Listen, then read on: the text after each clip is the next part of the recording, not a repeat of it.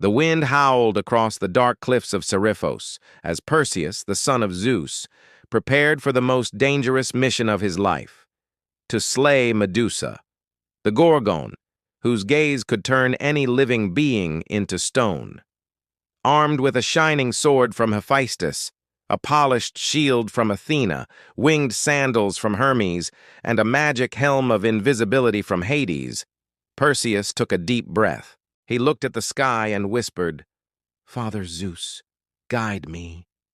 The stars flickered above him as if answering his call. Then Perseus leapt into the air, the wind carrying him higher and higher until the world below became a blur of clouds and ocean. After days of flight, he reached a desolate island shrouded in mist, the lair of the Gorgons. All around were statues of warriors, frozen in mid-battle, their faces twisted in terror. Perseus shuddered. They looked at her, and never looked away again. He gripped Athena's mirror-bright shield tightly. He knew that one glance at Medusa's eyes meant death. Inside the cave, the sound of snakes hissing filled the air. In the darkness, he saw her. Medusa, once a beautiful maiden, now cursed with serpents for hair and skin as pale as marble. She was sleeping, her breath cold and shallow. Perseus moved slowly, his sandals silent in the air. He dared not look directly at her. Instead, he watched her reflection in the shield, step by careful step. When he was close enough, he raised his sword. But something inside him hesitated. She looked almost human in her sleep. The curse had made her a monster, but once she had been innocent. Athena's voice echoed softly in his mind. "Do not waver, Perseus.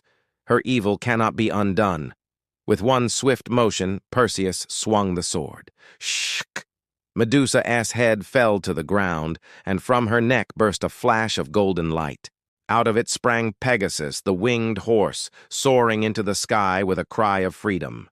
Perseus quickly placed Medusa's head inside a special bag, careful not to meet her eyes even now. But the other Gorgons, Stheno and Euryale, awoke with screams that shook the cave.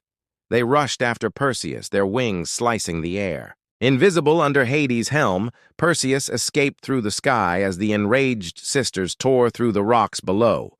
He flew over oceans, mountains, and deserts, never slowing down until he reached home. When he finally landed, the people of Seriphos were in danger. King Polydectes, the cruel ruler, was about to force Perseus's mother into marriage. Perseus stepped forward before the king and said calmly, "You wanted proof of my journey? Look upon the face of death." He held up Medusa's head. The king and his men turned to stone in an instant. Silence fell. Perseus lowered the bag and turned to his mother. "It's over, mother. You're safe now." The crowd cheered his name. Perseus, the hero who defeated the Gorgon. He later gave Medusa's head to Athena, who placed it upon her shield, so that the power of the Gorgon would forever serve justice, not evil.